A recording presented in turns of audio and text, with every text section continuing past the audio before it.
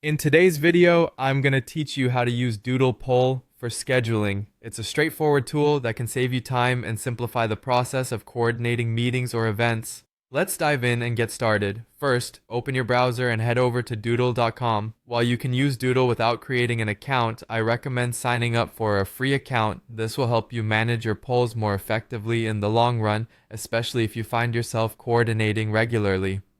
Once you're on the Doodle homepage, look for the option to create a doodle or create a free poll. Clicking on this will set you on the path to scheduling success. Start by entering a title for your meeting or event. For example, if you're planning a weekly check-in with your team, you might title it Team Meeting. Beneath the title, add a short description to give your participants some context, such as, "Let's find the best time for our weekly check-in." If your meeting has a physical or virtual location, be sure to note that as well, whether it's a conference room, a Zoom call, or elsewhere. Next, it's time to suggest dates and times. Use the calendar feature to select possible dates for your meeting. You can add one or multiple time slots per day, depending on your availability or preferences.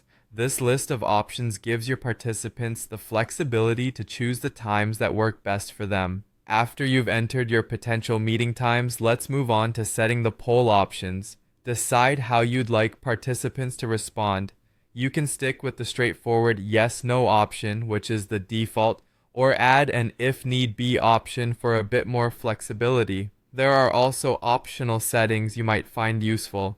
For instance, if you're organizing a meeting with limited spots, you can limit the number of votes per option.